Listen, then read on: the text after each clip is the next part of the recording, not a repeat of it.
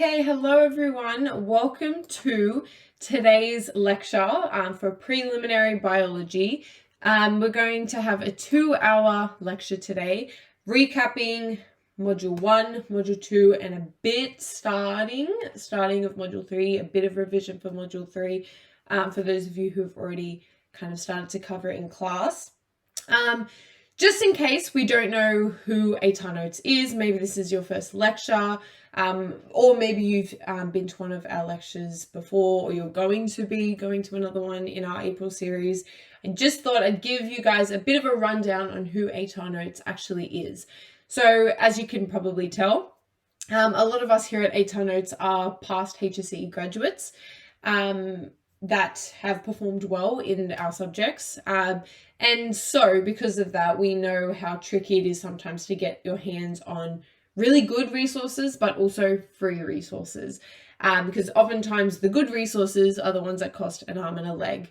So our kind of vision is to give high school students and uni students as well, really free, low cost resources to help you guys out throughout high school and even in university as well. So that's who we are. Some of those free resources are our study notes, which I would really recommend for biology because there can be areas of the syllabus that you don't actually know, you're not aware of the fact that you haven't covered them.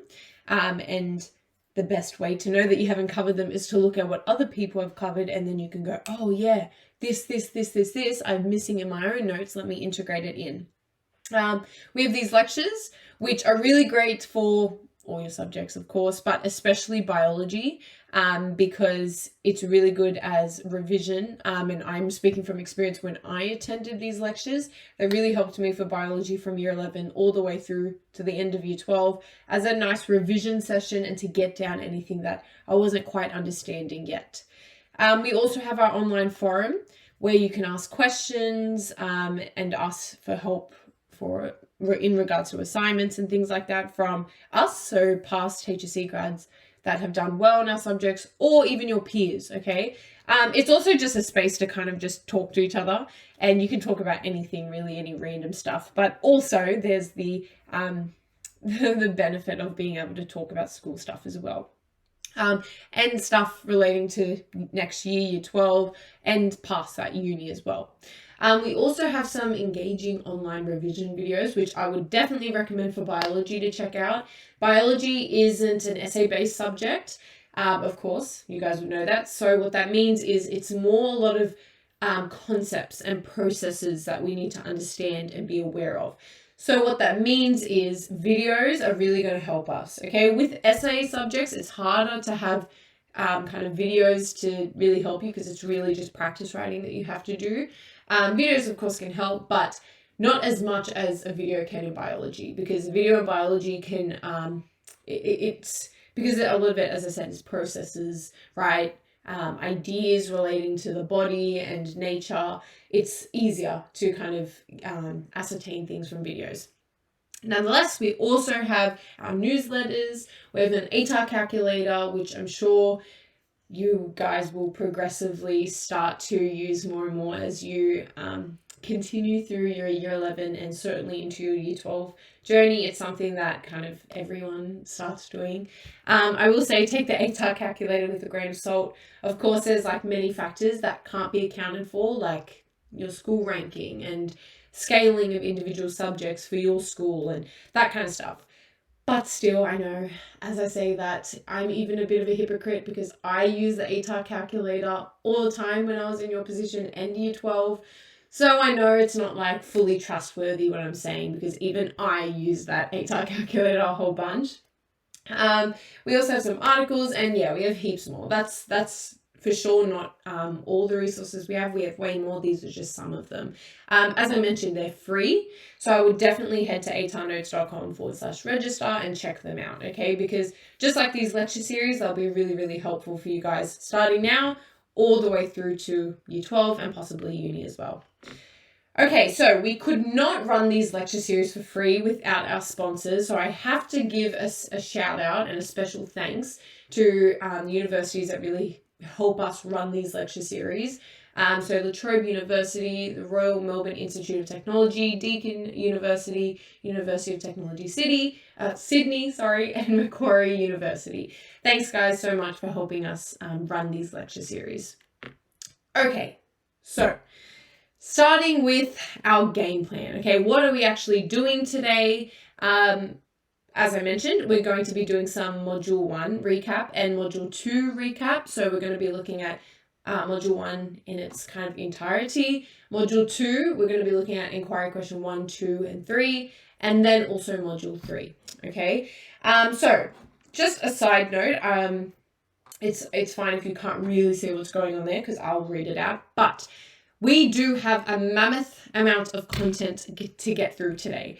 So I will try my best to get through everything, but I will certainly recap all the important stuff and all the important points. This doesn't mean that I'm going to just kind of breeze over things, but I will look over the more important stuff, and where there are things that really aren't that significant or you aren't likely to be marked on, I may skip over just in the interest of time. But you will be able to down below download these slides. So I would for sure download it nonetheless, but download it just in case I'm not able to fully go through something, just so you can have a look through the slides on your own. Yeah, these slides are pretty much self-directed, so whatever we don't get to, you should be able to read in the slides. If you do have any topics that you want to ask me about, please put a question in the box below. I will be on the chat. As this streams, I'll be on the chat answering all your questions, responding to all your questions where I can. So yeah, if you have any questions about anything that I'm saying, if you have any questions about anything that I haven't mentioned, any questions about biology in general, year 11 in general, year 12, uni, whatever, ask away because I will definitely be responding and going through all the questions. Okay, I haven't introduced myself yet, my apologies, but hello everyone, I'm Chloe Lee. When I was in high school, these were the subjects I studied. So I studied English Advanced, all the way up to Extension 2, Biology, Legal Studies, and SOR 2. And I loved biology. I was very Englishy, if you can't tell, in high school. I definitely did 4 units of English, plus Legal Studies, SOR 2. Those are all really essay-based subjects. And yeah, up until year 12, I was like for sure going to study like law or English or something that was, English based and essay based or history or some kind of thing like that. But biology actually compelled me to do a complete 180, and I chose to study medical science, okay, at UNSW as a pathway to postgraduate Bachelor of Vascular Sonography. So yeah, biology was really impactful for me, and I really enjoyed biology so much so that it kind of completely changed my course in life and made me go the complete opposite way. I still do love English and Legal Studies and SOR though. I still do love a good essay, but maybe I love biology a little bit more. I have just chucked in a photo there of my dog Russell. That's him sitting pretty on his hind legs, doing a little trick there that we've taught him at the beach. So I thought I might just chuck it in there for some dog lovers maybe that are here to appreciate.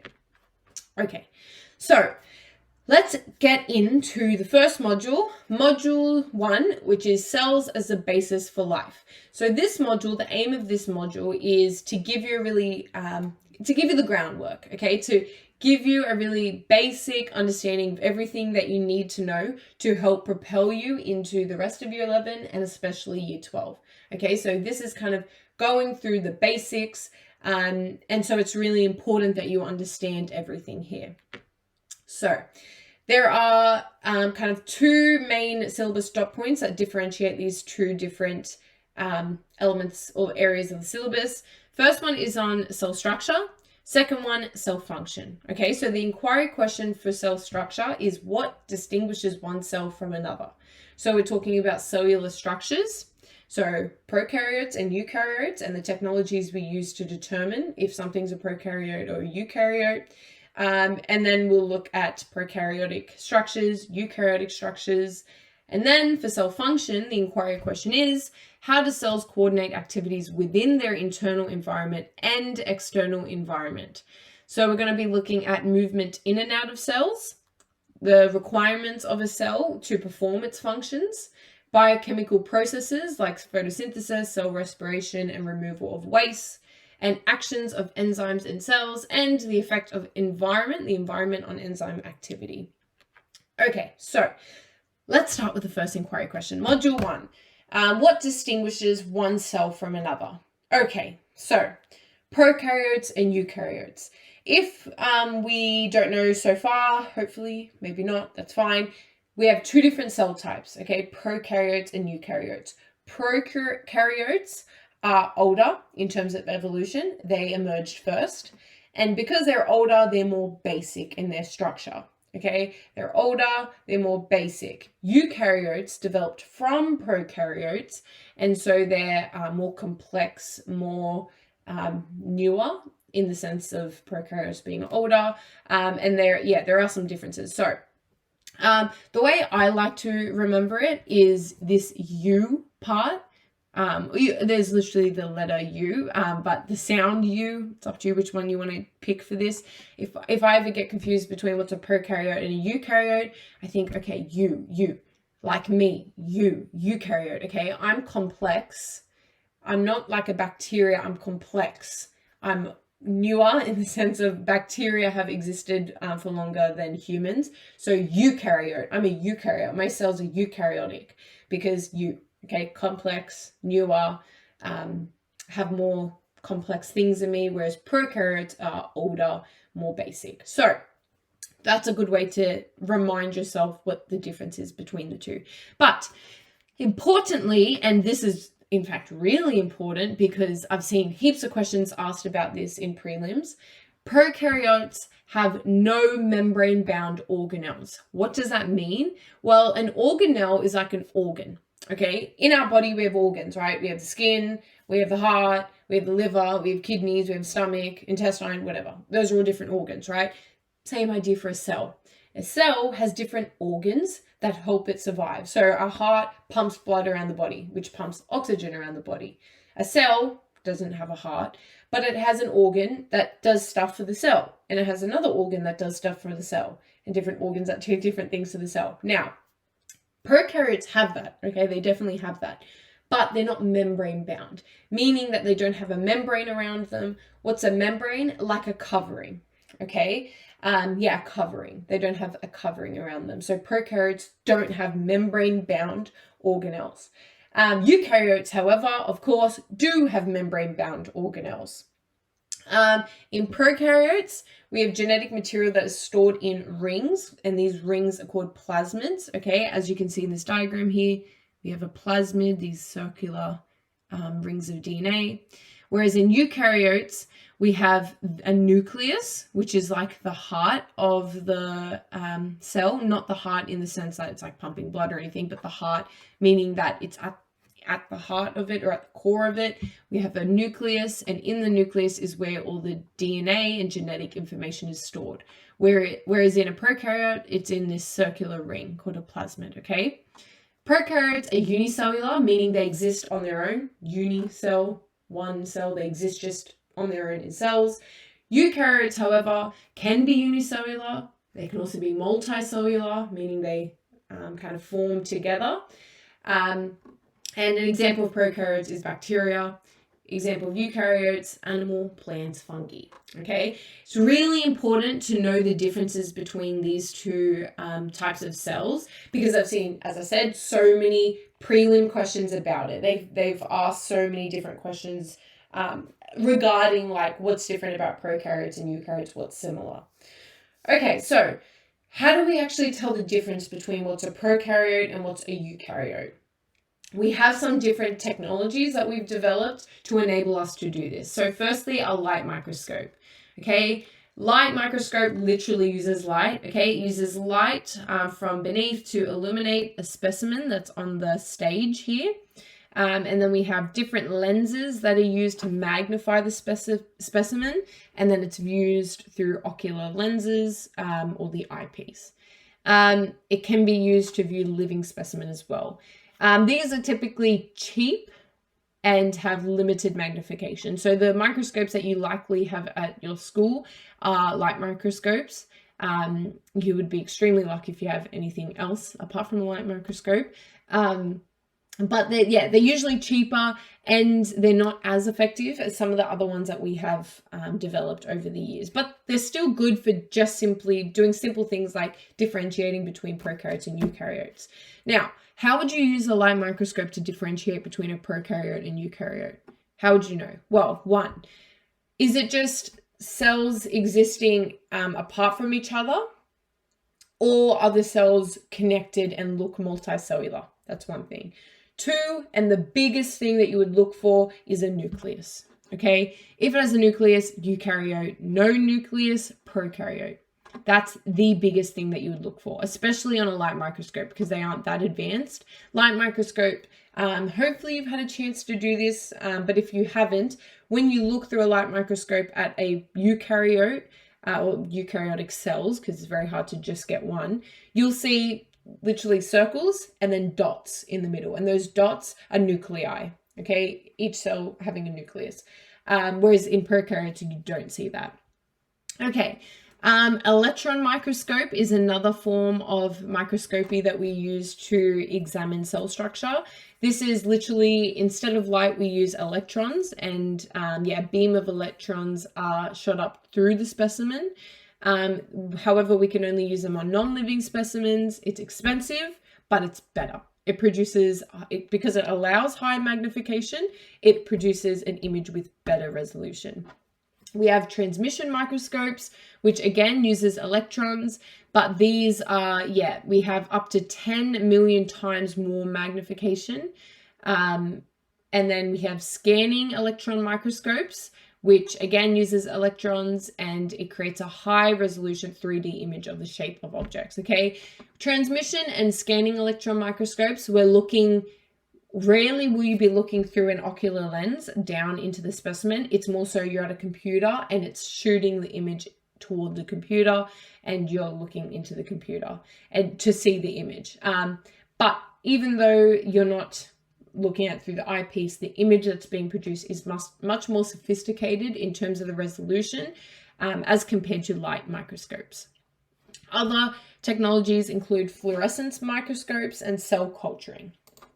Okay, so let's have a look at what the different organelles, okay, remember organs, organelles, same idea, the different organelles do in a cell. So we have the nucleus, okay, in eukaryotic cells. The nucleus stores genetic material, as we know, and coordinates the cell's activities. Okay, so think of it like the headmaster. It's the one telling everyone in the cell. Think of different organs as different people. It's the one saying, all right, you go do this, you go do this, you stop that, just wait. Yep, okay, you can start that now, and it's directing everyone around. Okay, that's the nucleus. Think of it like the headmaster. The ribosome is responsible for protein synthesis. What does that actually mean though? What the heck is protein synthesis? Whenever you hear synthesis in biology, I want you to think production. Something's being made. So protein synthesis, proteins being made. The ribosome is responsible for making proteins, okay? The rough endoplasmic reticulum, it transports proteins produced by the ribosome. So we just learned that the ribosome is the thing that's producing proteins, and it transports them to the Golgi apparatus, okay? It's a transporter. We'll get back to what the Golgi apparatus is in a second. We have the rough ER, the rough endoplasmic reticulum. Then we have the smooth ER, the smooth endoplasmic reticulum. This is the site of synthesis of phospholipids. Synthesis, what did I just say that was? Production, making, right? So it's the site where phospholipids are made. Okay, Golgi apparatus is the part of the cell that packs proteins into vesicles, modifies them, and sends them to their destination. What does that mean? Basically, after a protein is made, it needs to be folded a particular way so that it can perform its function. That's what the Golgi apparatus is doing, okay? Folding the protein in a particular way and then sending them off and saying, all right, you can go do your job now. One just quick misconception I want to clear up ASAP is, please, when you hear proteins from now on, don't just think of muscles, okay? Or like steak. Proteins, that they do have a lot of protein, don't get me wrong, but protein doesn't just mean some kind of like muscle or something to do with muscles. Everything in your body is controlled by or are controlled by muscles. Proteins, not muscles, controlled by muscles. Proteins, gosh, I'm going to keep saying this. Controlled by proteins, okay? Enzymes are proteins. Heaps of different things are proteins. Proteins are responsible for carrying out every single process in your body, okay? Yes, they do have a function in muscles, and yes, they are important like in terms of nutrients, but it's not only that. It just refers to kind of every bodily process that uses proteins. Which is why we need to make so many of them. Okay, lysosomes, there is where the lysosome is basically the rubbish bin. It's where the cell will send waste products and things that it doesn't want anymore. The lysosome will basically break it down, okay, and then spit it out of the cell. The lysosome is like the rubbish bin, okay? So those organelles are all involved in the synthesis, production, making of, and processing of proteins and lipids, okay? What's lipid? Lipids are fats, okay? It's the unit that makes fat. Think liposuction, okay? Liposuction, I know it's a bit random, but liposuction is where fat is removed from the body. Lipolipid suction, okay? Fat suctions, fat removal, that's where that comes from. Okay, storage and cell structures, vacuoles. Vacuoles help provide structural support in plants and are used for storage and waste disposal, okay? So I always like to think of them as like little containers that can fill with water and nutrients and not fill with water and nutrients if needed. Plastids contain genetic material and play a role in synthesis and storage. They're not found in animals. These are specifically in plants. Cell walls are a rigid structure found in plants that provide structure to the cell. So think of the cell, you have a cell wall around the cell, only in plants. Eukaryotic human cells and mammals do not have a cell wall. Okay, big differentiating mark. They do not have a cell wall. They have a cell membrane, okay, not a cell wall. We'll look at what the difference is, but just know that a cell wall is a really rigid structure, really tough, whereas a cell membrane is more fluid. Okay, cytoskeleton. The cytoskeleton supports cell structure and movement, assists transportation within the cell. Centrioles are involved in cell division. So when cells divide and then keep replicating, centrioles are involved in that.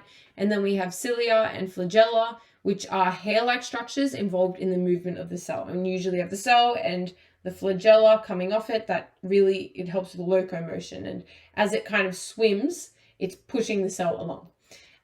Yes, I will be doing a lot of diagrams with my hands. You're just going to have to adjust to that. Okay, then we have the two big powerhouse of the cells for each animal cells and plant cells, okay?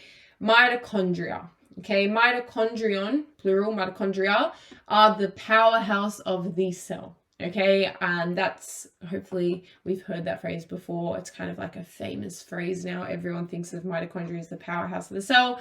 Basically, it's important in cell respiration and energy production. Okay, chloroplasts, those are the mitochondria of plants. Okay, they are important in not cell respiration, but photosynthesis and converting light to actual energy that can be used by the plant. Okay, so we have mitochondrion for plural and chloroplasts.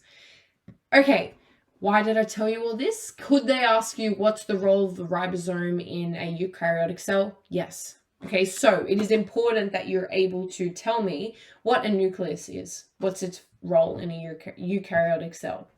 What is mitochondria? What's its role in a eukaryotic cell? Compared to a chloroplast in a plant cell. What does a mitochondria do in an animal cell? Those are the kind of questions that you may be asked. So it's important that you understand what each one of these is. Okay, here's a little bit of a recap. I would certainly put this in your notes if you haven't got something similar. Basically summarizes each cell structure and gives a little description of its role, and says green is, of course, yes, the cell has it. So eukaryotes have all of this. Prokaryotes, however, do not have this red stuff. Yellow, they may have, they may not have. Okay, so some prokaryotes do have a cytoskeleton, some don't. Okay, remember how I said the cell membrane is fluid? Whereas for plants, it's rigid, the cell wall. However, in animals, it's fluid.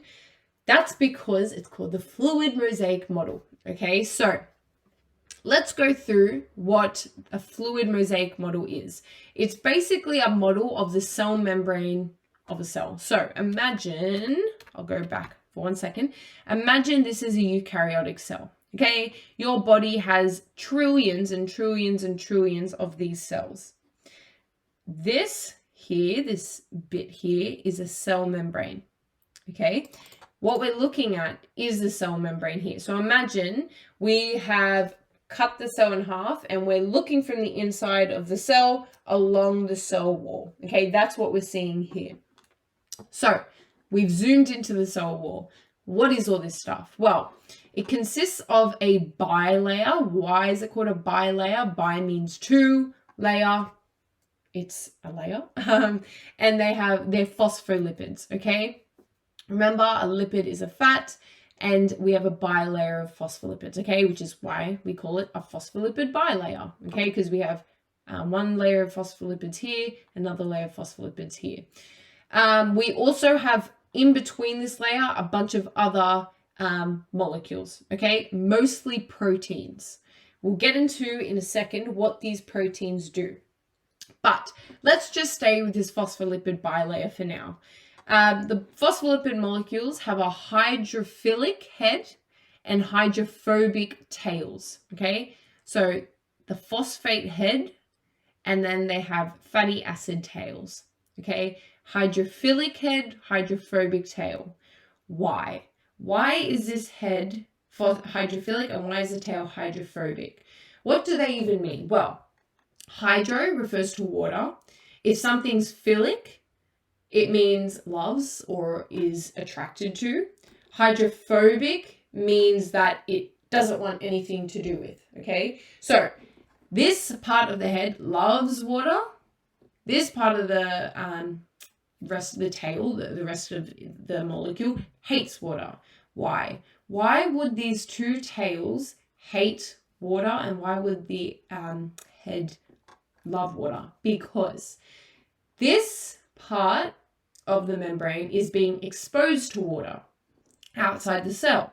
Okay, your cell is submerged in fluid. So the outside is in constant contact with water. So it wouldn't make sense that it would be opposed to water. The inside, however, we don't want water just kind of congregating in the inside of the cell. So, inside of the membrane. So it's hydrophilic. It keeps water outside of the membrane. So that's why it's hydrophobic and hydrophilic, right? The head's hydrophilic, tail's hydrophobic. Why do we have the two tails attracted to each other? Well, because there's water on the outside of both of these. So water here and water here. So it's getting, it's repelling the water. So it's pushing the other way. And so is this one pushing the other way. So then both the tails face each other. Okay, that's a phospholipid bilayer. As I said, submerged throughout the bilayer, as we see here, there are different proteins. What are these proteins responsible for? Well, they facilitate the movement of other molecules in and out of the cell. So if I have a sodium molecule, let's imagine an imaginary sodium molecule there. It wants to come in the cell, it will go through the protein, okay? Or the carrier protein. If we have a little bit of calcium, it will have to come through a protein, okay? That's what our proteins are there to do. They therefore facilitate the movement of certain molecules across the membrane.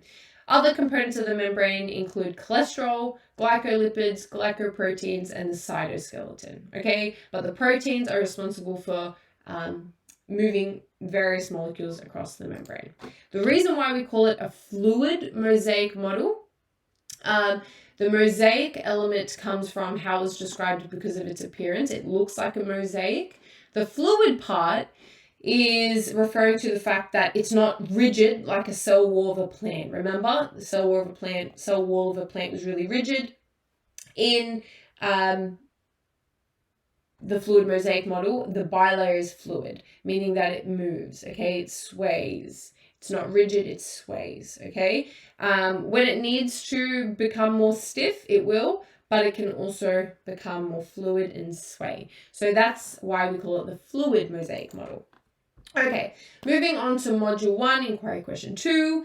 How do cells coordinate activities within their internal environment and external environment? So we have diffusion and osmosis. Diffusion is the net movement of anything from a region of higher concentration to a region of lower concentration. Osmosis is a net diffusion of water molecules across a semi-permeable membrane. Okay, so osmosis is a type of diffusion, specifically in regards to water, whereas diffusion is anything. Okay, it moves from a high concentration to a low concentration. So just like this, goes from high to low. I want you to always remember, imagine you have a triangle and you have 20 tennis balls at the top of the triangle, just like we have here. Then where are they going to go once we place them on that triangle? They're going to roll down. Okay, that's how I want you to remember the way the concentration gradient moves, from high to low, just like in the triangle. So what is the concentration gradient? If the solute is concentrated in one area more than the other, it causes the solute to move down the concentration gradient from an area of high concentration to an area of low concentration, so that it can produce an equal concentration throughout the whole solution. So when you put salt in water, it diffuses and it's trying to get an equal concentration of salt all throughout the water, not just in one place in the water. Facilitated diffusion is if the membrane is impermeable to a solute, it will move through it. It will move through transport proteins, so channel proteins or carrier proteins, just like we saw here. This is called facilitated diffusion, when we have something move through a transport protein and not just diffuse straight across the membrane. Okay, and then we have exocytosis and endocytosis. So exo, I want you to think exocytosis, exo, exit. What is that? Well, it's when things leave the cell. So basically you have a vesicle that will transport things out of the cell. Think of it like the taxi for the cell that's driving it to the airport so it can leave the cell. So let's say we have a solute that wants to leave the cell. It will be enclosed in a vesicle. The vesicle will then bind to the membrane, spill it out. This solute will spill out, and then the vesicle can come back in. Endocytosis is the opposite. Endocytosis is when we transport things into the cell. So opposite happens, okay? Things kind of congregate in the membrane. A vesicle will form, and then the vesicle takes it into the cell. Yeah. There are different forms of endocytosis, phagocytosis, pinocytosis, and receptor-mediated endocytosis, where it needs to bind to a receptor in order to get into the cell. So we have little receptors and it'll attach to a receptor and then through the receptor come into the cell.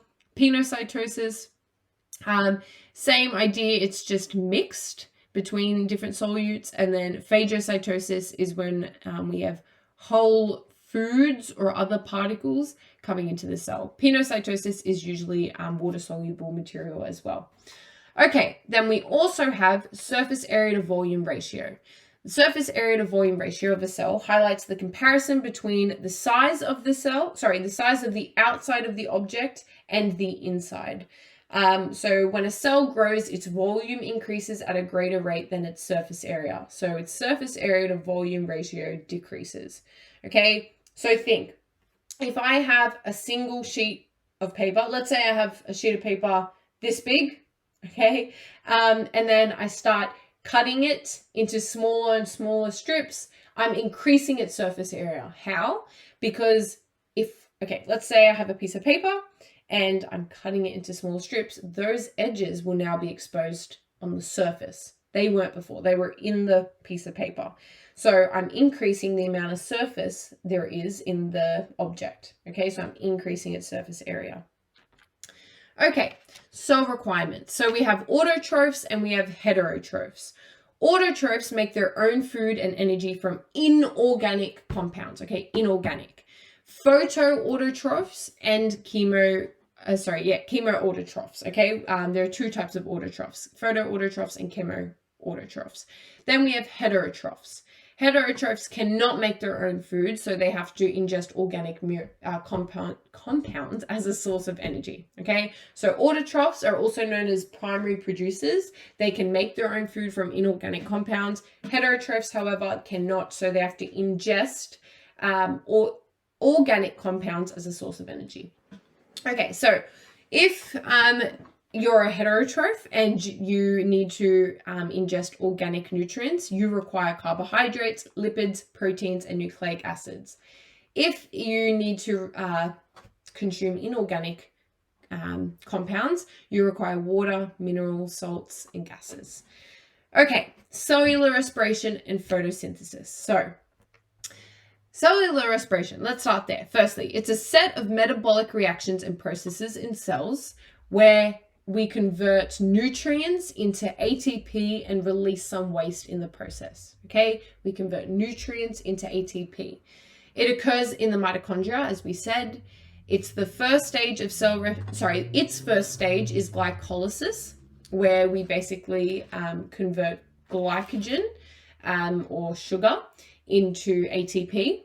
The second stage is either aerobic or anaerobic respiration, dependent on whether the cell has access to oxygen. Okay, so the processes differ in that aerobic respiration creates 34 ATP units, whereas anaerobic respiration creates only 2. So aerobic uses oxygen. What does that mean? It means that it's able to produce more energy, okay, because it has access to oxygen and it can use oxygen. Anaerobic doesn't have access to oxygen, so it doesn't produce as much energy. What is ATP? ATP is the currency of energy. So if I say, what is money? And then you start talking about dollars and let's imagine I would be like, what is a dollar? I was asking about money. What does a dollar have to do with anything? You would explain to me, dollars is the way in Australia that we measure money. If you have $34, that's how much money you have. Same thing for ATP, okay? How much energy do you have? I have 12 ATP. I have 34 ATP. So if you have access to oxygen, aka you're performing aerobic respiration, you're producing 34 ATP.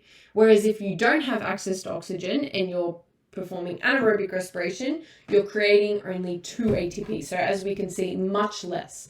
The way I like to remember it is aerobic respiration. I think of aerobics, the big kind of fad in the 90s. That was like the health kind of thing. That was done by humans, required us breathing in oxygen when we get puffed out. So aerobic, right? Aerobics, the kind of sports fad that happened in the 90s, required us to breathe in oxygen, aerobic. Anaerobic was the opposite. So that's the way I like to remember it. Okay, moving on to photosynthesis. So photosynthesis is not used by humans or animals. It's used specifically and only by plants, okay, and some bacteria. The process converts light energy into chemical energy that can later be released to fuel the organism's activities.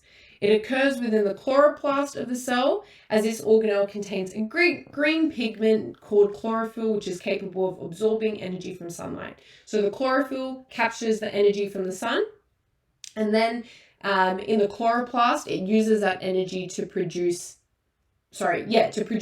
a form of energy that can actually be used by the cell. Because the cell can't use light energy, it needs it to be transformed into or converted into chemical energy. So those are the 2 different ways that energy is produced in animals and in plants. So is it important that you know this? Yes, most certainly. Okay, because again, I've seen plenty of questions where they literally ask about the difference between cellular respiration and photosynthesis. Okay, so glucose plus oxygen So this is for cellular respiration. This is kind of the chemical equation for it. So we get glucose from food, we breathe in oxygen, and we use it to make carbon dioxide, water, and energy, what we're interested in, okay? So glucose and oxygen is used to make carbon dioxide, which we'll breathe out, water, which we'll use for other purposes, and then energy, what we're especially most interested in.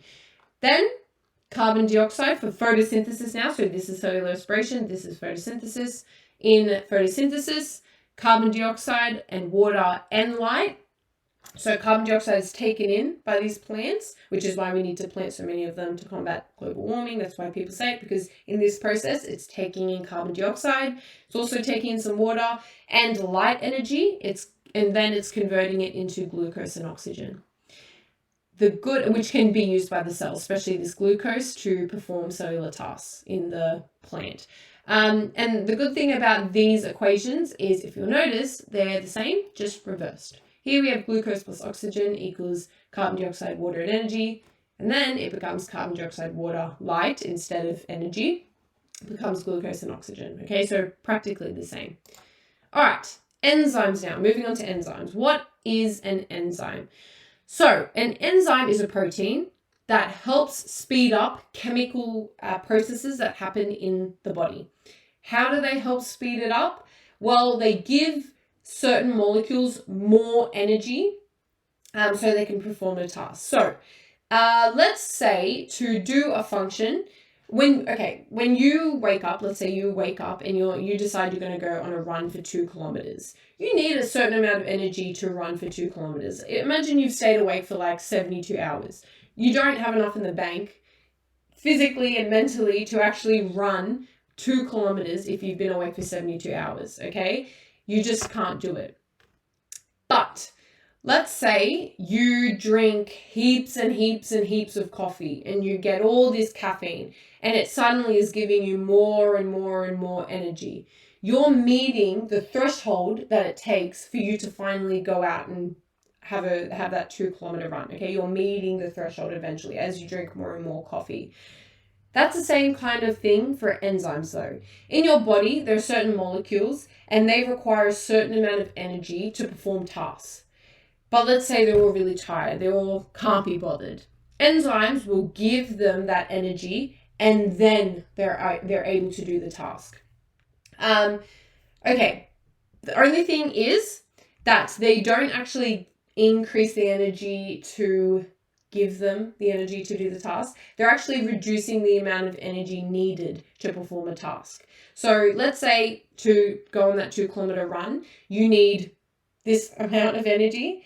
Let's say the caffeine is bringing it down to only this much. So then once you get up to here, you're able to go out on the run.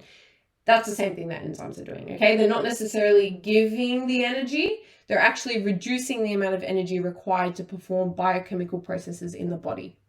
So how does an enzyme actually do that? Well, it binds to molecules, specifically substrates, to do this. There are 2 different ways that we've kind of modeled the way enzymes bind to substrates. There's the lock and key hypothesis, and then we have the more common, the more modern induced fit model that we use today. So in the lock and key hypothesis, the substrate kind of fits in precisely in this active site. Okay, so the enzyme binds precisely on the active site of the substrate. And then it kind of locks into place, right? Just like when you put a lock in, it's the perfect fit. And then once it binds to the substrate and forms an enzyme substrate complex, it binds, and then we have the product that's being released, okay? Which through this process, we're reducing the amount of energy required for biochemical processes, okay?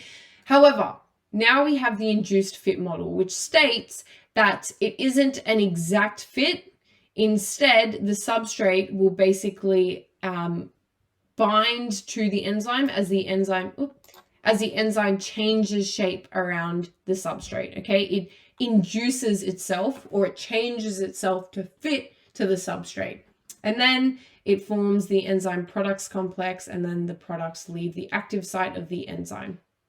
Okay, so here we had the active site being a perfect fit for the substrate. Here we have the substrate inducing its fit to meet the shape of the substrate. And this is what we go by nowadays. Okay, there are some environmental factors that will affect enzyme activity. Enzymes, just like all proteins, will denature. That means they will stop working at a certain point. So certain enzymes can only exist at certain temperatures, just like humans, right? We can't go, I actually don't know the specific temperature we can't go above, but let's just say it's like 50 degrees, 60 degrees. Once it hits 60 degrees, it's bye-bye humans. Same thing for enzymes, okay? Not necessarily 60 degrees, but it's some kind of range of temperature that when that's exceeded on either extreme or either end, the enzymes denature or they stop working. So that's the same for pH. It can only exist in particular pH levels, temperature, and substrate concentration. Okay, so module 2 now, moving on to module 2. If you do have any questions on module 1, anything that I didn't cover, please, of course, ask them down below. But we're going to move on to module 2, which is the organization of living things. So there are 3 kind of dot points under module 2. There's the organization of cells, nutrient and gas requirements, and transport. Okay, so firstly, looking at the organization of cells. So how are cells arranged in a multicellular organism? Unicellular, colonial, and multicellular organisms. So let's have a look. Unicellular, as I mentioned in the beginning, means that a cell literally exists on its own, okay? It doesn't need other cells to exist with it. It can perform all its tasks on its own. It's quite simple, that means, and I'll get to why in a second, but just know unicellular means it lives by itself. Paramecium and bacteria are common examples of this, okay? A lot of bacteria are unicellular. Then we have colonial, which are the next step up. Colonial means that they are still unicellular, except they live in a colony. Okay, why? Why would they live in a colony? Well, there's power in numbers, okay? They're more powerful together than on their own. They're able to fend for each other besides having to fend for themselves. There are power in numbers, okay? So volvox, coral, jellyfish, all examples that do this, just as we can see here. Then we have multicellular, which is what we are. Multicellular means that many cells live together, but it's not a colony because those cells are communicating with each other, and not just communicating, but sending each other's products to each other. So they're receiving different things from each other. This allows for the most complex forms of life. Why? Because we can get cells that are specialized. Let me explain. So in unicellular cells, the bacteria has to do everything for itself. It needs food, it needs to produce it for itself. It needs energy, it needs to produce it for itself. It needs to divide and make more of itself. It has to do that by itself. Every single thing it has to do by itself. However, multicellular cells, they'll be focused on kind of all the generic jobs, but then really focused on performing one kind of task really, really well. Like your heart cells. Your heart cells are responsible for pumping the heart, right? Doing everything involved in heart function. Where bacteria cells, they don't have that kind of specialty. They don't have an organ that they need to contribute to. Multicellular cells do. The benefit of that is then, okay, each cell can't exist on its own because they all need to be communicating to each other and they're dependent on other cells giving them stuff. But they're able to become whole complex organisms like us. We're able to have a heart because multicellular cells will start forming into an organ. We're able to have a liver, kidneys, skin, right? Multicellular. So, all right. So, just to recap, cells can either be prokaryotic or eukaryotic, as we know. Cells carry out all the metabolic processes to sustain life. We have low operational efficiency in unicellular cells, meaning that they have a simple structure and their lack of organelles does limit the efficiency of carrying out metabolic processes at any given time. So that's for unicellular cells in particular, as we know. Unicellular prokaryotes are less efficient than unicellular eukaryotes, as we know, because they're more simplistic. Their features: they are directly exposed to the external environment, and therefore they have a functioning cell membrane. They have a high surface area to volume ratio due to their microscopic size, so that increases their efficiency. And they're not overly specialized, meaning that all cells will at least have a genome with genetic information and ribosomes. Okay, as I said, they'll kind of cover all the bases and have a whole genome with genetic information and ribosomes in them. It's not spread out across many cells. They're not specialized. They have to perform all the tasks for themselves.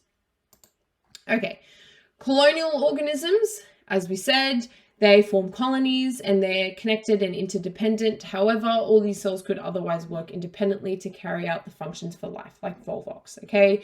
As I mentioned, they're not specialized, and they're the bridge between unicellular and multicellular organisms in terms of evolution. And their close proximity to each other, like we see here, allows for nutrients to be shared throughout. Multicellular, as I said, they're specialized. We have the division of labor. So lungs are responsible for something, the heart's responsible for something, so on and so forth. Yes, I think I've covered all of this. Cool. Okay. Now let's have a look at the hierarchical structure of organization of multicellular organisms. So we have organelles. And then the organelles together form a cell. So we have a mitochondria, ribosome, Golgi apparatus, all of those together. Then they form a cell. Then those cells form tissues. Then those tissues together start to form organs. And then we have an organ system. And then we have an organism. Okay. That's kind of the sequence that multicellular organisms exist in. Okay. So let's have a look at tissues, organs, systems, and cell differentiation and specialization. So there is a difference between cell differentiation and cell specialization. So cell differentiation is the process by which a less specialized cell changes to become a specialized type of cell. So for example, a blood stem cell differentiating into a red blood cell. So a blood stem cell can become a white blood cell or a red blood cell. It differentiates into a red blood cell. That is cell differentiation. Cell specialization is the specific function a cell has determined by their physiology and cellular structure. So for example, red blood cells are specialized with hemoglobin molecules to carry oxygen. So the way they're basically built to perform their function. So red blood cells have hemoglobin on them, and hemoglobin is what's carrying the oxygen on the red blood cell. So to kind of summarize that, cells differentiate to allow them to develop structures and therefore become specialized to carry out the cells. So as we saw with the red blood cell first needed to differentiate, a blood stem cell needed to differentiate into a red blood cell. So then it could specialize be specialized to carry out the function of carrying oxygen around the body. Okay. Embryonic cells are stem cells, okay? They can be specialized or undifferentiated into anything because they are unspecialized and undifferentiated. Okay, so we can make them specialized and differentiated. All our cells are embryonic stem cells when we begin as an embryo, hence the name. As the embryo, though, starts growing and cells start to divide, these cells give rise to new cells, so they become differentiated and then specialized. Once they mature, they develop structural changes for their specialized functions. They can differentiate into all types of cells. And although these only exist in embryos, adult stem cells can be found in places such as bone marrow. Okay, structure and function. So specific cells may have particular structural features to allow them to perform their functions more easily. So red blood cells are more flattened and elongated to allow them to have a higher surface area to volume ratio, so things can diffuse across that membrane really easily. They have more biochemical processes to have more efficient exchange of materials, as I said. Lungs have squamous cells, which means, again, they're flattened to allow for diffusion. Blood cells also have the biconcave shape, okay? This increases surface area to volume ratio again, so that they can diffuse things really easily. But also for the teeny tiny capillaries, it means that they can bend as they go through the capillaries, okay? Because capillaries are really small. Okay, tissues now. Tissues are a group of cells, so we're working our way up the hierarchy. When we're now at tissues, which is a group of cells which work together to perform a specific function. So in animals, we have muscle tissue. It makes up muscles. The structure, it's composed of myocytes, which you don't need to know, but just for your own interest, it's composed of myocytes, which are elongated cells, and the function of muscle tissue is to help with movement, okay? Plants have xylem tissue, which makes up xylem. Its structure is it's made of tracheids. You don't need to know that either, but you do need to know that it's responsible for water flow. Okay, xylem tissue.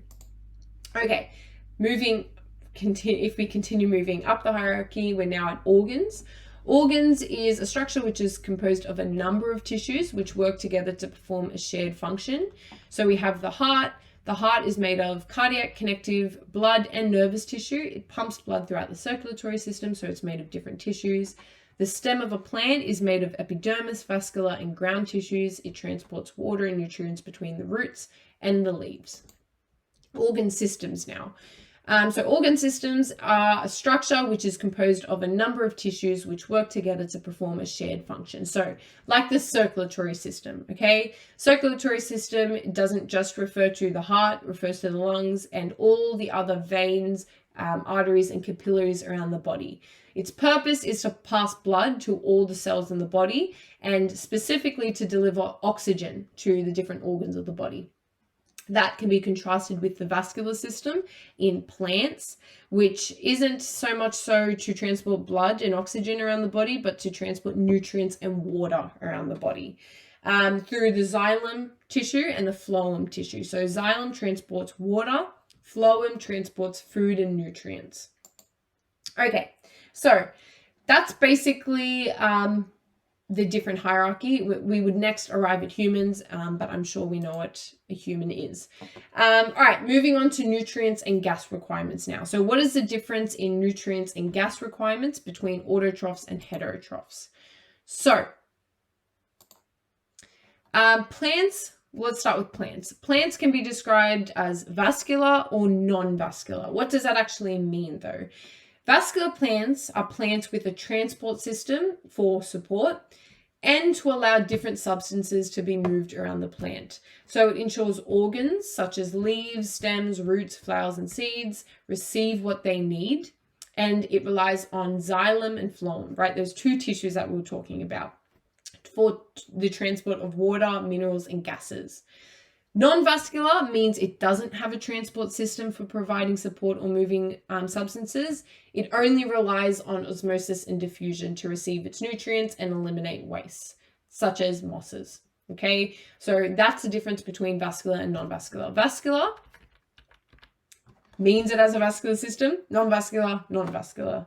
Non-vascular means it doesn't have a vascular system. All right, so like in animals, plant cells can become specialized, then they form tissues, then they form organs, then they form systems. So we have the root system and the shoot system.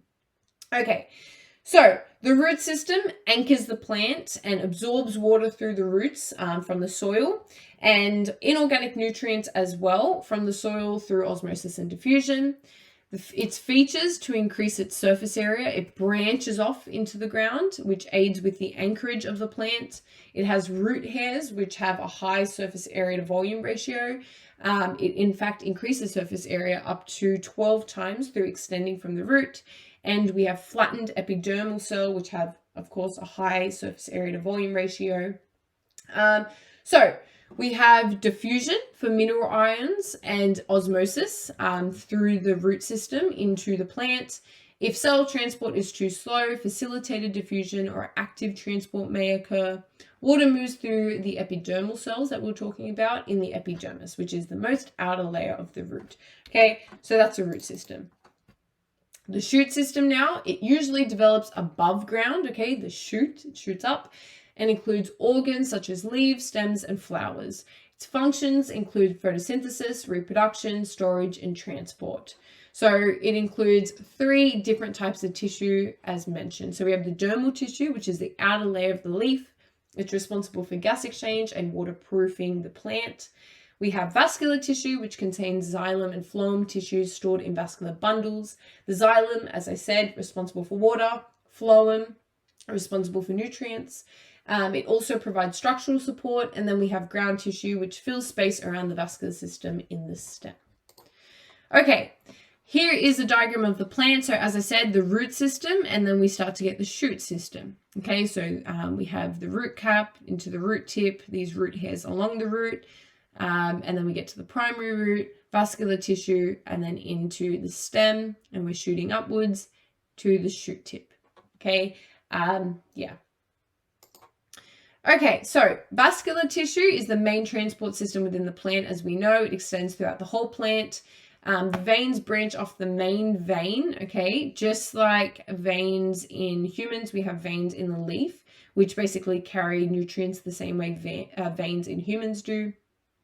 They contain both xylem and phloem tissue, which aid in the distribution and transport of nutrients within the plant.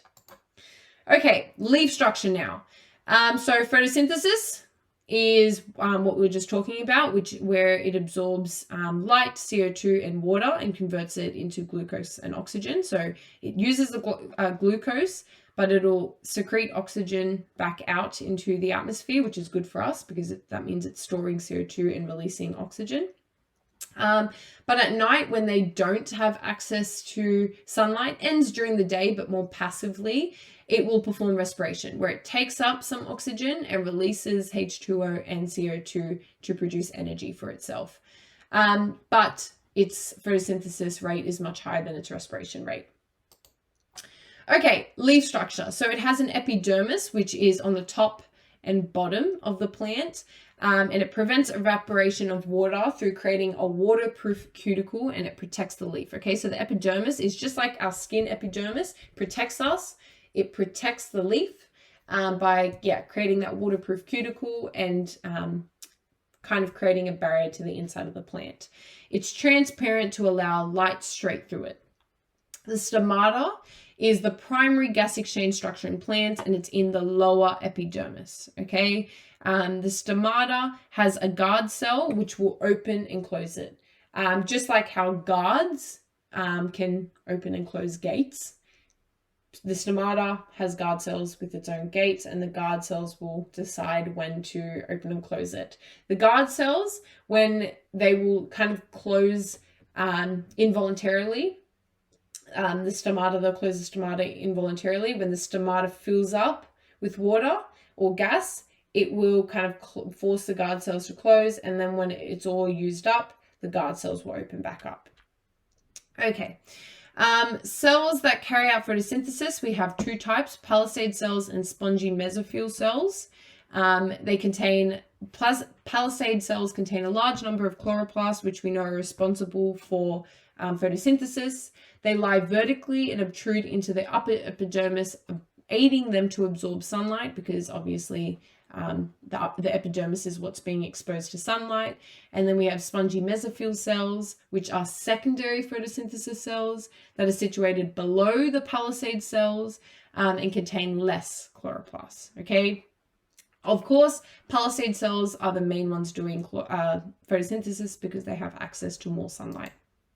Okay, how does a leaf adapt to its different environments to allow it to continue to survive? Well, when there is a hot, arid, dry, barren environment, like in Central Australia, the leaves contain a waxy cuticle to protect against excessive evaporation of water, okay, because we have storage of water. And then rainforest environments where there is heaps of water, leaves are large and dark to allow them to absorb maximum sunlight in an environment usually lacking sunlight, because think a rainforest usually has a lot of trees covering other trees and other plants. And water loss is less of a concern, yeah, because rainforests will get continual rainfall. All right, so claims and conclusions, photosynthesis. So what is the difference in nutrient and gas requirements between autotrophs and heterotrophs? So the theory of photosynthesis, it's within the chloroplast of cells. Light energy is converted into chemical energy. And I've taken that straight from our biology course notes here at ATAR Notes. All right, this is mostly just the history of photosynthesis. I think, going to breeze over this one because, yeah, it's mostly the history stuff. It's really nice and easy. There's not too much to kind of learn about here. So the ancient Greeks hypothesized that plants were able to attain mass by absorbing minerals in the soil. Okay, they were able to grow from using the soil, which almost seems a bit obvious. In the 1600s, Jan Baptista van Helmont concluded that water led to plant growth, and giving plants sufficient amounts of water leads to better plant growth by conducting experiments. And Jan Eigenhaus, I really hope I'm saying that German name, I think, correctly, was able to prove plants produced oxygen, okay? By noting that the plants placed in the sun produced air bubbles, and when they were moved into the shade, they ceased to produce air bubbles when they were submerged in water, okay? Because obviously oxygen and water, you can see the bubbles. If you've ever went under water and blown, bubbles form, and that proves that if a plant is producing those bubbles, obviously the plant is producing oxygen. Okay, in the 1800s, these next two names I'm really going to butcher, so I apologize if you're a native speaker of either of these languages that these surnames belong to. But Nicholas Theodore de Saussure, I hope I'm saying that right, showed that plants need both carbon dioxide and water to grow. Julius Sachs, I'm sorry if I again said that wrong, but they showed starch was produced by plants when light was present. And Cornelius van Niel proposed the general equation for photosynthesis, which led to our current and more simplified equation that we know. Okay, carbon dioxide, water makes oxygen and glucose, which we've went through today. Okay, yeah, so this was the original equation, and we've kind of really simplified it down into this. You do not need to know either of these two equations. This is just more the historical part of it. Really, you just need to know this. As I said, light is used in this process, but in cellular respiration, it's the opposite, except instead of light being used, we have just energy, ATP. Okay, so MRI, magnetic resonance imaging, which it uses radio waves and magnetic fields to generate an image of the plant. Okay, so this is imaging for plants and the xylem and phloem of plants. So we can use MRIs, we can use X-ray computed microtomography, and both of these kind of produce images of plants. So as I said, it uses radio waves in the magnetic field. When used in combination with technologies such as PET, so positron emission tomograph, we can also analyze cell function. The X-ray computed microtomography creates hundreds of images, and then it kind of combines all of them to generate a 3D image of the plant. It allows us to analyze the plant's internal tissues, just like a CT scan would, okay? So why am I telling you this? Because you could be asked to talk about either of these or both of these, or provide examples of imaging used to visualize the internal structures of plants. Okay, moving on. Function of structures in the plant. So what is the difference, again, in nutrients and gas requirements between autotrophs and heterotrophs? So the movement of the products of photosynthesis. So after we have this equation, and after we've produced our glucose and oxygen, oxygen will cover first. So the rate of synthesis is greater than the rate of respiration, as I mentioned. So excess oxygen is produced. It's basically released back into the atmosphere, as I said, which is good for us. We breathe in oxygen, and we don't want so much carbon dioxide, so it's good for us. Glucose, however, is what we're interested in. Glucose is transported by the phloem, which runs from the leaves to the rest of the plant, and it's transported by translocation. Okay, so it goes down from the veins, remember, down from the veins to the rest of the plant, depending on what part of the plant needs it. Okay, the pressure flow theory states that nutrients are moved into the plant by active transport. Why? Because it's moving, it could potentially be moving against the concentration gradient. Okay, remember that triangle, it moves from an area of high concentration to low concentration. If we have all of the nutrients coming down, we're going from an area of low concentration to high concentration, right? Because everything's coming down, everything's congregating downwards into the stem. So high concentration. In the leaves, there's a low concentration, low to high. So we need active transport to go against that concentration gradient. Water follows by osmosis, creating a pressure gradient downward. Nutrients move passively down phloem following the gradient, and sugars are transported out. Okay, gas exchange, microscopic structures. The diffusion of gases from an area of high concentration to an area of lower concentration, especially the exchange of oxygen and carbon dioxide between an organism and its environment. Okay, that is how we define gas exchange. Basically, diffusion except with gases. In plants, gas exchange takes place during photosynthesis. In animals, gases are exchanged during respiration, right, when we're breathing in and out. So, the stomata. The stomata is basically the number one way that gases leave a plant. So yeah, stomata, or stoma, which is singular, plural stomata. So it's located in the lower epidermis, as we saw. It consists of two specialized epidermal cells called guard cells, which surround a pore. So guard cells are on either end of the stoma or stomata, which either open or close to let out or let in gas. Okay, so during gas exchange, the guard cells swell to open the pore to release oxygen and gain carbon dioxide. When the stoma opens, water will also diffuse out. The amount of water which transpires depends on the climate and how much water the cell actually needs. So in a dry climate, the guard cells will not swell or will not become turgid, meaning opened, preventing gas exchange. Okay, so closed means it's flaccid, open is turgid. Okay, other parts of the plant use lenticels to exchange gas. Okay, so lenticels are found on the epidermis of different plant organs. So you 100% have seen this before on some woody plants.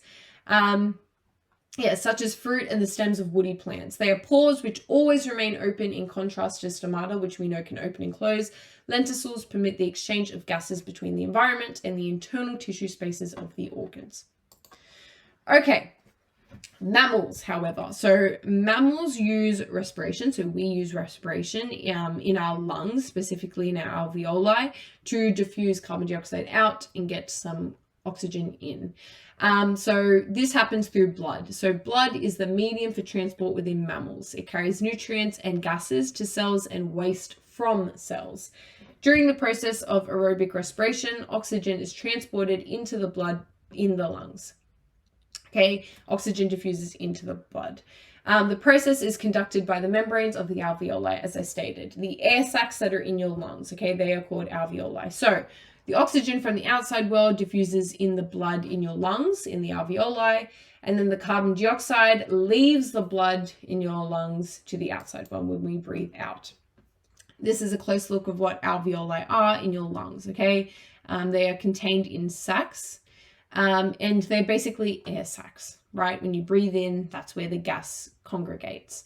Any of the many tiny air sacs of the lungs which allow for rapid gaseous exchange, airflow from the bronchioles of the lungs into the alveoli for gas exchange, blood capillaries abound around the alveoli which transport oxygen and carbon dioxide. When the thin membranes of the alveoli touch, gas begins to diffuse. Okay, So as you can see, when they touch the capillaries, either oxygen will diffuse in and then it'll go, this way to the heart, or blood needs to gain some oxygen, it'll go in, and then there'll be another one where it can kind of take out the carbon dioxide and go around the body. Okay, so structural features of alveoli. So they have a large surface area, meaning they have a high surface area to volume ratio. This allows for easier and quicker diffusion of carbon dioxide out, oxygen in. They are covered in blood capillaries, so tiny blood vessels, which allow for high volume of blood for gas exchange. They are highly efficient because they're able to be the main site of gas exchange in the organism. And they're kept moist. Yes, they're kept moist. So carbon dioxide and water move quicker when dissolved. And alveoli walls are also very thin, only one cell thick, which allows oxygen and carbon dioxide to diffuse across quickly.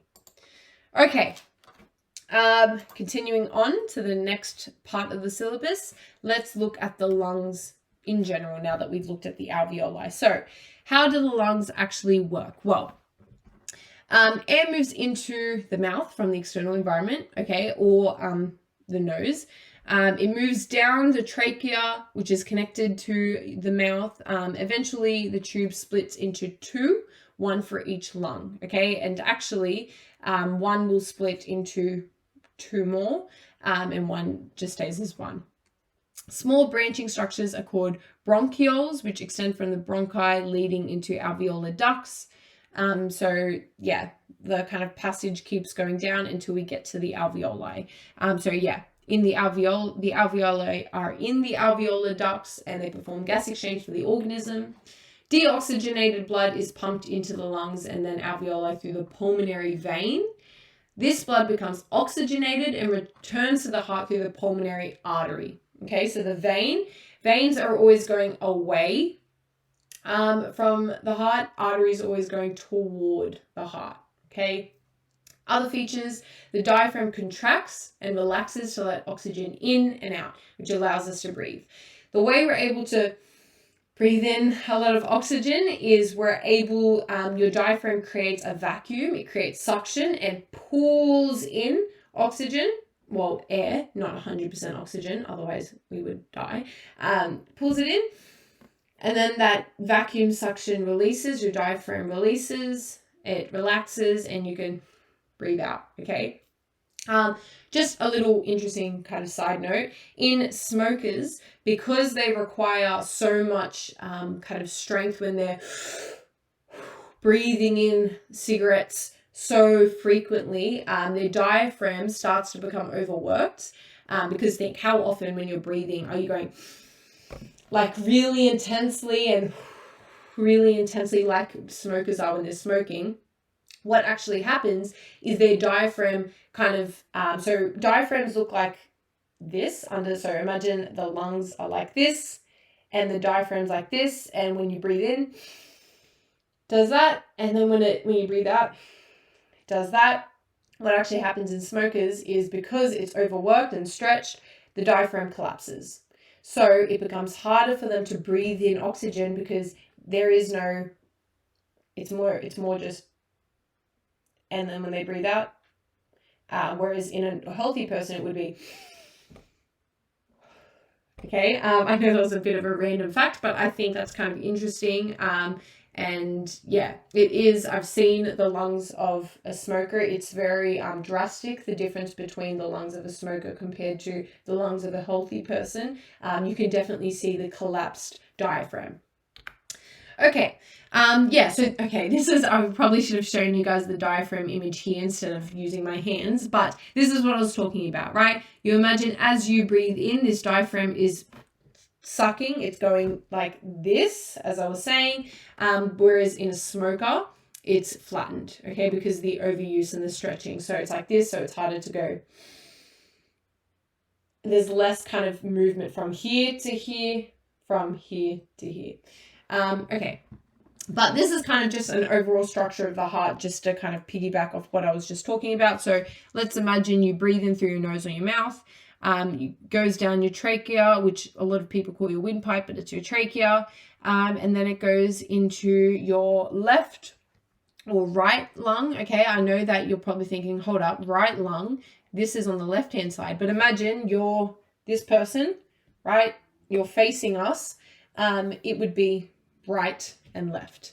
For us, we know it's left and right, but turn it around, right and left. So yeah, your right lung and your left lung. And then we have these bronchioles when it starts to split, okay? As I said, your right lung, your right bronchi will actually split once more before entering the lung, but nonetheless, that's not that significant. What you do need to know is that after we get to these bronchioles, we have our alveoli, okay? Yeah, here. We have all these alveolar sacs. They have a bunch of capillaries running all through them that will, depending on if they're deoxygenated blood or oxygenated blood, it will either go to the heart or away from the heart, to the heart, pulmonary artery, away from the heart, pulmonary vein. Okay, so we do also need to look at fish. So fish have gills, which is the paired respiratory organ of fish and some amphibians, by which oxygen is extracted from water flowing over surfaces. So the gill arch holds gill filaments in place, okay? As you can see here, the gill filaments are kind of structurally bound to the gill arch. These gill filaments then branch out into the primary lamellae, which branches into the secondary lamellae, which we can see here, right? Covered in these similar kind of capillary structures, which will either bring in oxygen-rich blood and then oxygen-poor blood will leave with diffusion of oxygen throughout the body. Okay, so deoxygenated blood moves into the secondary lamellae in preparation for the water to flow in. So this would be when it's leaving, but water flow is coming this way. So as it gains, as it moves past it, it's gaining oxygen. And then water flows into the gill slits in the side of the fish. Oxygen is then absorbed from the water in the lamellae, which moves into the blood. Carbon dioxide is released. Like in humans, blood is then pumped back into the fish using the heart. The high surface area to volume ratio of these structures increases the rate of gas exchange. Okay, insects have a trachea as well, and as you can see, it's like almost identical to humans, same kind of structure going on there. So yeah, a large membranous tube which conveys oxygen from outside the insect to inside each of its cells. Okay. The difference between an open and closed respiratory system. So an open circulatory system is primarily found in invertebrates. Here the blood flows freely through cavities and there are no or limited vessels to conduct the transport fluid. So kind of the entire body is saturated in blood. Whereas in closed circulatory system, which is found in vertebrates, the system has the presence of vessels that conduct blood throughout the body. So we have veins, arteries, capillaries, okay, that, so if you just cut into someone, you're not just going to have blood pouring out everywhere. The blood is contained in veins, arteries, capillaries. So open circulatory systems are common among small animals and insects. Hemolymphs, and is pumped. Hemolymph is what we have in open circulatory system. That's what we call the blood, and it's pumped by the heart into a body cavity called a hemocoel, where it bathes the internal organs in nutrients and gases. It does not remain contained in vessels and instead has direct contact with organs and tissues. It's suitable for animals with low metabolisms that don't need quick energy, okay, like insects. So as you can see, the body cells are literally coated in the blood. Okay, the tracheae or trachea for single are, as I said, the circulatory and respiratory system of insects that allow for gas exchange. So in insects, air flows through small openings in the body called spiracles, okay, into the trachea and then into small branching structures called the tracheoles, just like how we had the brachia and the brachioles. Tracheoles branch into every cell in the body, allowing oxygen and water to diffuse in and carbon dioxide diffuse out. The movement of air occurs through passive diffusion or active ventilation, where larger insects contract their internal organs and abdomen to force air out. Okay, like when we breathe out, ventilation pushing the air out. So we don't have alveoli. We do have every cell in the insect's body will come into contact with this tracheole here. So it can literally just get delivered the oxygen directly to it. Okay, so common features between all these different gas exchange structures. They all have a large surface area to volume ratio. Why? Because it's harder to diffuse when there's a higher volume to surface area ratio. Because think, if there is let's say your school hall. Imagine your school hall. Actually, I know a lot of people actually don't have school halls, so I apologize if you don't have a school hall. Just imagine a school hall. Okay, school hall, right? Let's say I say to you, all right, you have to run into the middle. You run into the middle, okay? There's nothing there. It's an empty hall, whatever. You have to run into the middle. You're able to get there, let's say, in 20 seconds. Then I put big, I don't know, let's say big, I'm trying to think of something that's big and bulky. Let's say I put like, I don't know, big bookshelves, or I line them all the way down the hall, all the way down the full hall. And I say, all right, now run to the middle. It's going to take you maybe like 20 seconds longer, okay? Because you'll have to kind of duck and weave between all these different bookshelves and kind of slip through the cracks and try to get your way through. It's the same idea here. When there's a lot of emptiness inside a cell, gas can, of course, get into the cell and get into the middle of the cell easier. When there's a lot of volume, though, when there's a lot of stuff inside, it's harder to get to the middle. Okay, that's why we want a large surface area to volume ratio, because they can get in quickly.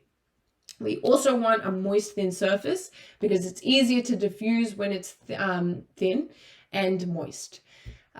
Close proximity to a transport system that ensures that oxygen gets to cells and carbon dioxide is removed from cells. Okay, we want all of these structures have some sort of transport system that delivers the oxygen to all the cells of the body and removes the carbon dioxide from the body.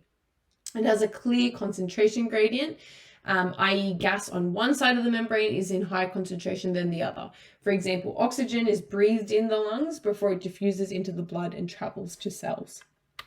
Okay, digestion. What is the difference in nutrient and gas requirements between autotrophs and heterotrophs? So, digestion is the process of breaking down food mechanically and enzymatically into simpler chemical compounds in the digestive tract. For heterotrophs, they must source all their nutrients from the external environment through eating or ingesting food, which can be broken into simpler nutrients. Okay, so us. Why is it important? Why is digestion important? Because it is the process through which we gain the nutrients from the food that we're eating. So blood can transport these nutrients to where they are needed in the body for energy or structural purposes. However, protein cannot be stored. That's why it's made by our cells, okay? There are two different types of digestion. There's physical or mechanical digestion, and then there's chemical digestion. So, physical digestion involves breaking food physically into smaller pieces, okay? Physically. Think of breaking food physically. So it starts in the mouth with the teeth, chewing, cutting, and breaking down the food. The food then moves to the stomach, where the churning motion continues to break it into smaller pieces. Your stomach literally is doing this to the food, which churns it. It's called peristalsis, okay? Or peristaltic motion or movement. This increases the efficiency of the enzymes that are involved in both the mouth to break down food and especially in the stomach. Okay, so chemical digestion, we're talking about enzymes here. Okay, enzymes are the main thing that are breaking down the food that we're eating. So yeah, involves the use of enzymes to chemically break down complex molecules in food into simpler forms. So for example, glucose from a complex carbohydrate and amino acids from protein. So complex carbohydrates are broken down into glucose and amino acids. So this is a protein. we can break it down into individual amino acids. So essentially, the complex molecules are broken down into their building blocks or smaller ones. So because the body can't take up whole proteins, however, we can take up individual amino acids. So organs in the digestive system. Let's start with the mouth. So the mouth, of course, is a first site of physical digestion. The chewing or tearing allows us to increase the surface area of food before enzymes act on them during chemical digestion, because, as we know, it's easier to tackle something if it has a higher surface area to volume ratio, just as we learned with the respiration system. Okay, amylase, salivary amylase, starts to break down your food in your mouth. Okay, so it begins to break down starch, which is a complex carbohydrate, into the simple sugar maltose.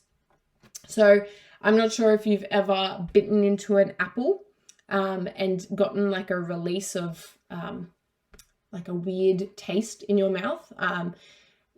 Hopefully some of you guys know what I'm talking about and I don't just seem crazy, but if you've ever bitten into like especially a green apple, and you felt a whole rush of something, that's amylase coming out, okay, and being secreted to break down the apple. Chewed food is then shaped by the tongue into a clump called bolus and swallowed, okay, which sounds a bit disgusting, but it is. It literally just becomes chewed up mash and is swallowed. Esophagus now. So bolus travels from the mouth into the esophagus through the process of peristalsis, which is what I was talking about, right? Those muscular contractions which push the bolus into the esophagus. It's, that movement. Your muscles literally do this to push it along. While it's moving, the breakdown of starch continues to occur. So there's still salivary amylase that's breaking it down. To ensure food doesn't move into the respiratory system, a flap of skin called the epiglottis blocks the respiratory system entrance. Yeah, so I don't know if you've ever accidentally had food almost go down your trachea. It's not a fun experience, but typically when you are swallowing, your trachea is closed by an epiglottis, which doesn't allow food down there. Down your trachea into your lungs. Okay, stomach now. So the food moves from the esophagus through a muscle-ringed soft-walled tube, the circular sphincter muscles, which are at both the opening of the stomach and the kind of ending of the stomach. They both control the opening of the entry and exit of the stomach. Physical digestion continues here, so stomach churning, the relaxation and contraction of the stomach walls continues to break down food. But mainly how the stomach breaks down food is through its chemical processes. So we have gastric juices in our stomach, which contain water, hydrochloric acid, a lot of it, and the enzymes pepsinogen and pepsin, a lot of pepsin, combined with food to form a mix called chyme, which I'm sure you've probably heard before. So the acidic environment of the stomach, which is specifically between 2 to 3, more so towards that 2, causes the enzyme pepsinogen to be converted into pepsin. As I said, mostly pepsin. So what does pepsin do? Well, it breaks down proteins into peptides or amino acids, as I was saying, and DNA and RNA are broken into nucleotides, okay, which are the building blocks of DNA and RNA. I was going to say something. Yes, so that's why if you've ever had acid reflux, that acid is coming up from your stomach, okay, because as we know, the gastric juices are very acidic, so yeah, the acid's coming back up. Okay. Then if we continue down the digestive system, we have the small intestine, which comes first, right? So where was it? Sorry. Oh no, there was a diagram. I will find it. Wait, no, I think I did. Yes, sorry, here. As you can see, we go from the sphincter down into the duodenum, okay? Duodenum is the transitionary part from the stomach into the small intestine. So small intestine into the duodenum, and then into the jejunum and the ileum, okay? So duodenum, jejunum, ileum, and then we travel into the large intestine, which you can't really see it here, but it goes up and across, down, okay? Up and across, down, that way, into the rectum. Okay, so It's made up of 3 regions, as I said, the duodenum, jejunum, and ileum. So chyme from the stomach enters the duodenum through the pyloric sphincter, which is a small muscular opening. It's controlled by our muscles, involuntary control, of course, because you don't actually think, all right, let me release the food. No, you don't do that with your stomach. It stimulates the release of pancreatic juices, which contain a mixture of the enzymes amylase, trypsin, and lipase, along with bicarbonate ions, which further break down the food. Okay, so glucose and amino acids are absorbed by the capillaries, whereas fatty acids and glycerol move into the lacteal. Water absorption occurs in the small intestine, as we saw there, right? Small intestine. Okay, how do the nutrients actually get to the cells? Well, digested food travels to the liver after being absorbed in the bloodstream. The liver is essentially for detoxifying the blood and ensuring that sugar, glycogen, and protein levels are maintained. It plays a key role in food metabolism. So the liver is really essential in this, and really essential in the regulation of nutrients and the concentration of nutrients in the blood. Oh yes, sorry, because I can already hear the comments, all the questions coming in about what the lacteal is. The lacteal is the lymphatic vessels of the small intestines, which absorb digested fats. Okay, so the remainder of undigested material from the small intestine then moves into the large intestine, as I said. Okay, this includes water, salts, and dietary fiber. Yes, especially that fiber.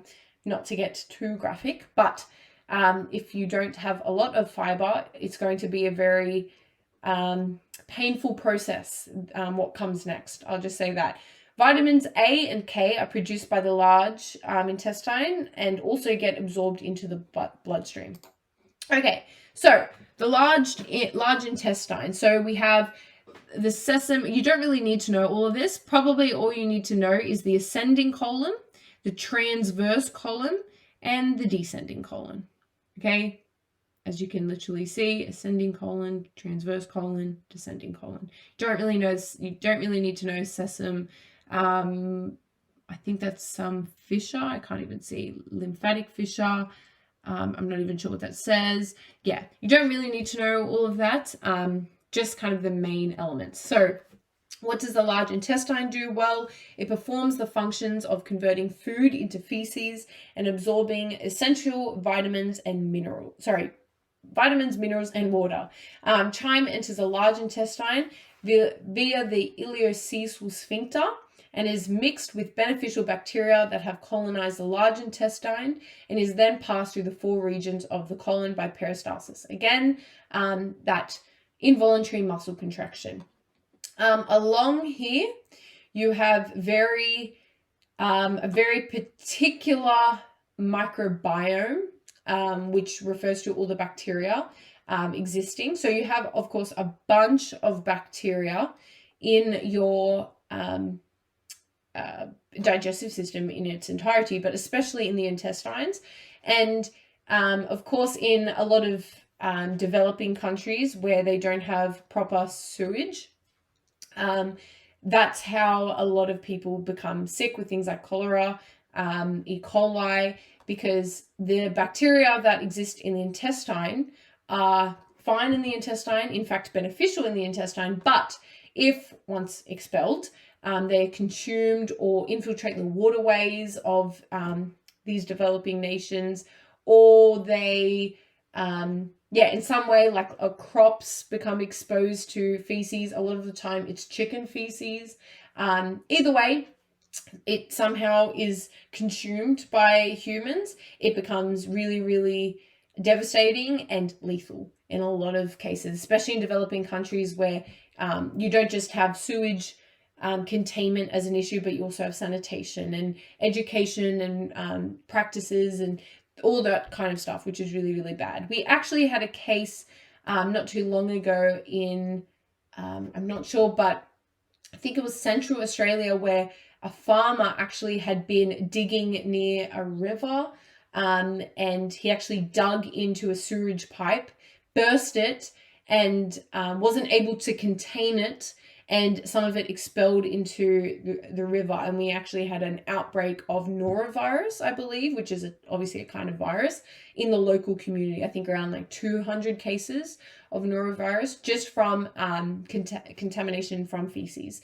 So while some bacteria and viruses are really, really good in your intestines, and we have a symbiotic relationship with them, which means that we can exist together, and we actually have a beneficial symbiotic relationship. So we benefit from our relationship with them living in us. They benefit with them living in us.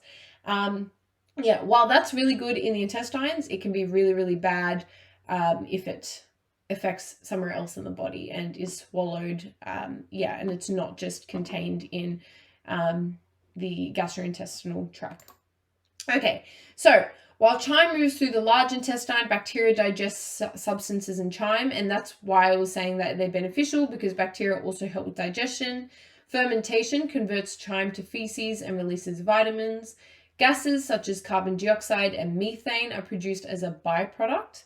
Water, as well as ions and nutrients released by gut bacteria, are all absorbed by the large intestine and used for metabolism. Yeah. Bacteria is what gives feces its smell, and what gives it its color is actually red blood cells. So red blood cells, when they die, they are yellow, and that explains the color of urine. But when you have heaps of red blood cells and heaps of red blood cells and heaps of red blood cells, you get more yellow and more yellow and more yellow, and eventually starts becoming brown, hence explaining the color of feces. Okay, so the elimination of waste, right? The large intestine is responsible for helping water and certain salts to absorb into the bloodstream and forming undigested material into a more compact solid substance, which can be expelled by the body. The remaining waste material, which is feces, is eliminated from the body through the rectum, then the anus through peristalsis. Okay, so finally, let's move on to module 3, which is biological diversity. So firstly, effects of the environment in organisms. So how do environmental pressures promote a change in species diversity and abundance? And then adaptations. How do adaptations increase the organism's ability to survive? And then the next two, theory of evolution by natural selection. What is the relationship between evolution and biodiversity? And evolution, the evidence for evolution. What is the evidence that supports the theory of evolution by natural selection? So let's have a look at what selection pressures are. So how do environmental pressures promote a change in species diversity and abundance? So firstly, what is the theory of evolution by natural selection? So the change in a species over many generations as a result of natural selection of favorable characteristics. Evolution is a gradual process facilitated by the mechanism of natural selection. So there are steps of evolution. You might think, and let's just clear this up now, it's not that, let's say there was a bird and then the bird suddenly needed wings, so then the wings shot out the back and then the bird was up in the air. No, what happened was there was some organisms, some of them had wings, and then the ones that were able to fly successfully were selected for, meaning they were able to exist and continue to have children and continue to survive, and the others died. Now, over time, wings would start to develop but that would be a really, really, really long process. Natural selection doesn't define that process though. What natural selection defines is things being selected for or things being selected against. So when you have like an environmental pressure, that's what we're really talking about here, or selection pressures, they'll either select for or against something. So and we'll get to these steps, but let me just kind of generally explain it. Let's say you have a lion, and the lion likes to eat, deer. I don't even know if that's true, but I don't know if they exist in the same habitats, but let's just say the lion likes to eat deer. There are fast deer and there are slow deer, and you can probably see where I'm going with this. When the lion chases the deer, who do you think the lion's going to eat first? Slow deer, fast deer. Of course, the slow deer, right? Because the lion can catch up. So implicitly, even though the line's not saying this, the line is actually selecting for, okay, don't be confused, the line is selecting for the fast deer because it's allowing the survival of the fast deer. It's selecting against the slow deer, okay? So that might mean the fast deer are really just the deer with longer legs, and the deer with shorter legs are the slow deer.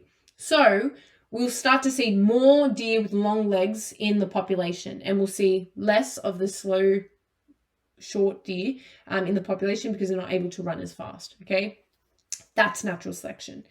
Don't be confused, even though it sounds like, okay, selecting for means you're doing something, so the line must be selecting for the short, slow deer. No, selecting for is good, means it's surviving, right? Selecting against, bad, means dying out. So let's actually look at the steps of evolution. Firstly, variation occurs within a population due to natural mutation. So we have some deer with long legs, some deer with short legs. Then we have a selection pressure that is applied to the population. So a physical change, chemical change, or competition. Then we have different phenotypes, which are best suited to the changed environment, survive. Sorry, my typo. So the selection pressure would be the lion. Then the phenotype, right, the trait, the physical expression of the trait, so long legs, short legs, that are best suited to the changed environment survive. So the tall deer that can run faster. So the surviving organisms reproduce, changing the majority of population traits, okay? Remember this first step. It's often forgotten by a lot of students.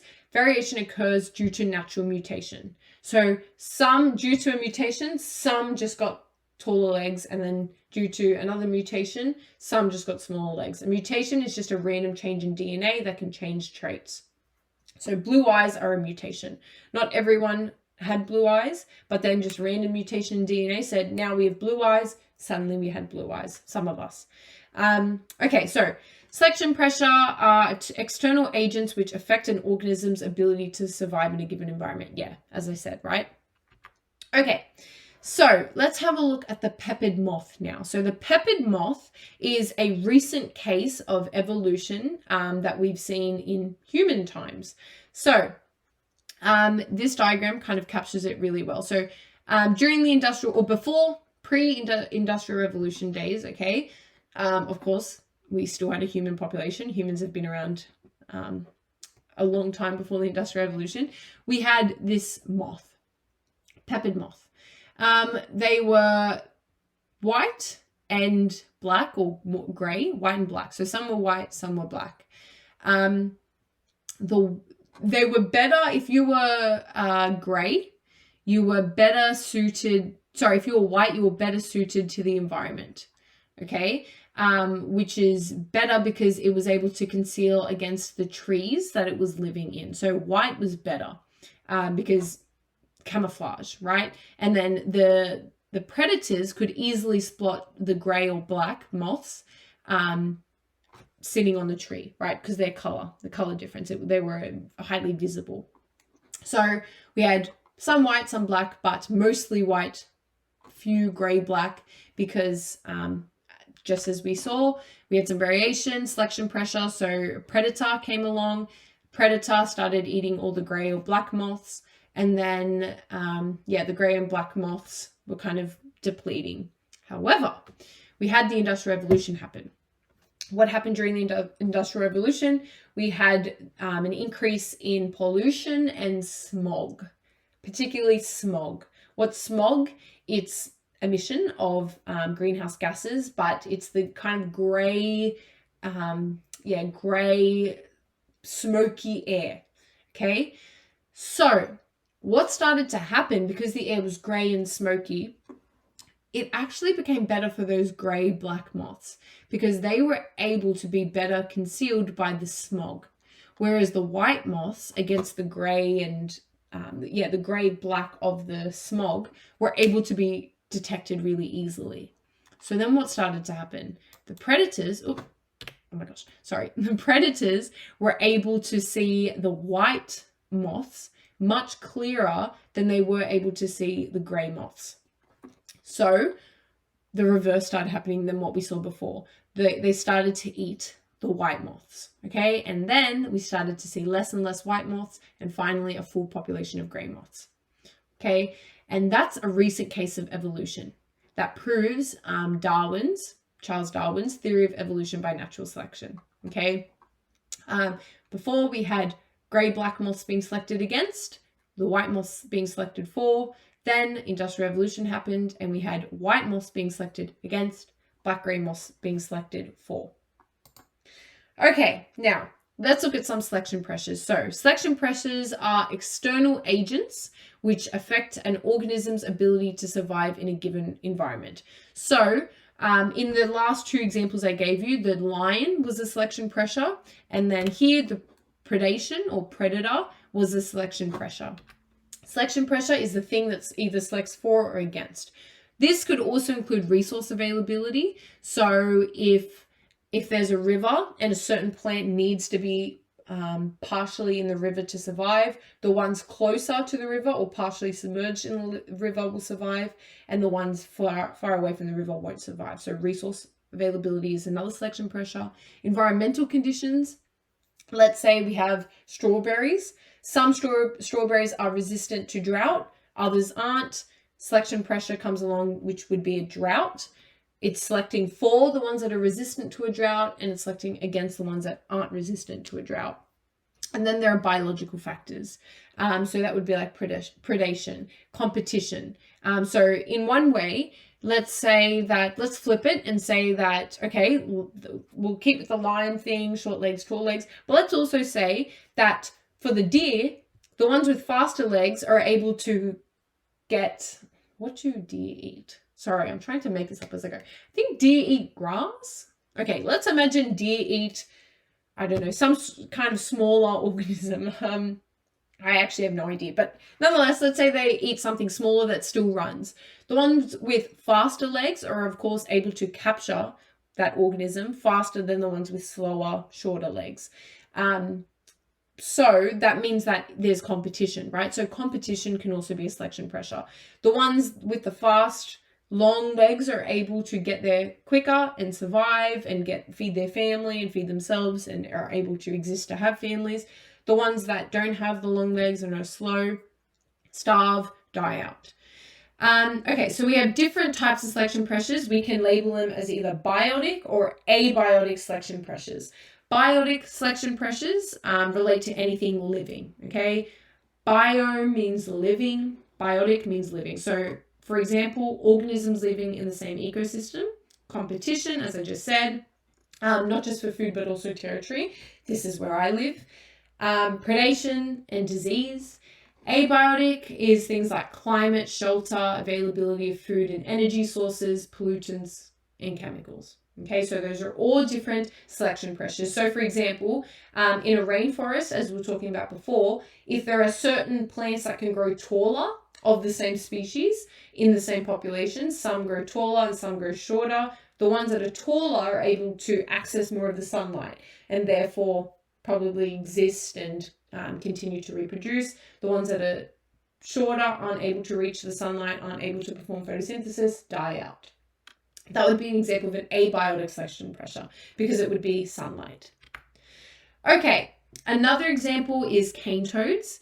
And this is not so much selection pressures in the sense of like evolution, the way we saw with the peppered moth, but this still is the changes in a population that occur when we introduce a selection pressure. So cane toads. Cane toads were introduced in Australia in an attempt to control native beetles, so the grey-backed cane beetle, which ate sugarcane crops without using pesticides. Okay, so cane toads were introduced as an attempt to control native beetles, which were eating all our sugarcane crops.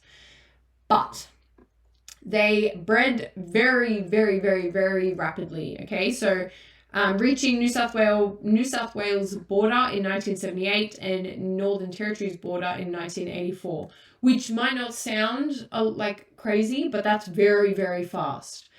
Their current population is estimated at 200 million.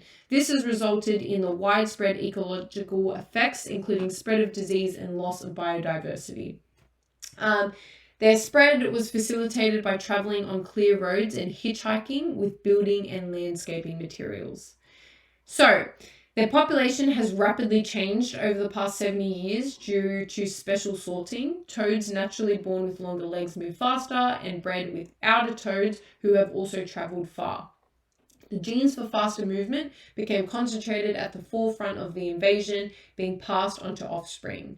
This has allowed rapid evolution over 50 generations. They used to travel 10 kilometers a year, now 55 kilometers a year, because of how fast they are, right? So this is what I was talking about with the deers in action in Australia. So how has the population changed? Well, the cane toads on the front line of the invasions, the ones that are really causing the change in population, are the ones with longer legs. They're more agile, they have a reduced immune response as less energy is invested into it, and preference for consistent long distance movement. Cane toads can also rapidly acclimatize to colder climates by behavioral adaptations like basking and rapid physiological shifts. Physiological shifts.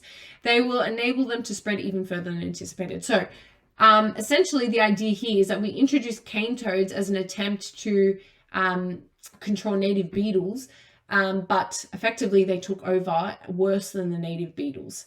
And they're also not a native species, and so they're invasive species, and they have destroyed many ecosystems, outcompeted many native organisms, and destroyed many crops. Okay, so this is a big mess up from Australia and a big mess up to our ecosystem.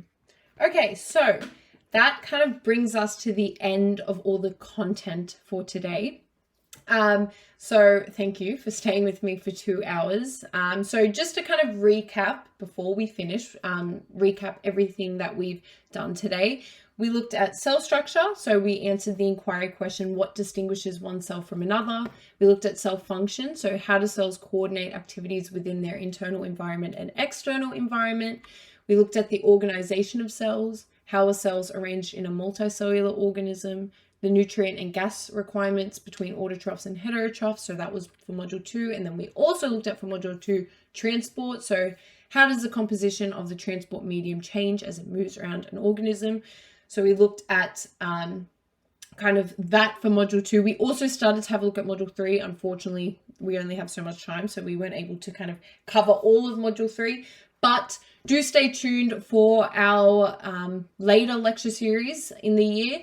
And all the way up until we finish year 12, because we will cover everything together, I promise. But today I just wanted to really flesh out module 1 and 2, because those are the two that you probably have been studying, probably maybe starting module 2, halfway through module 2 will be around that mark.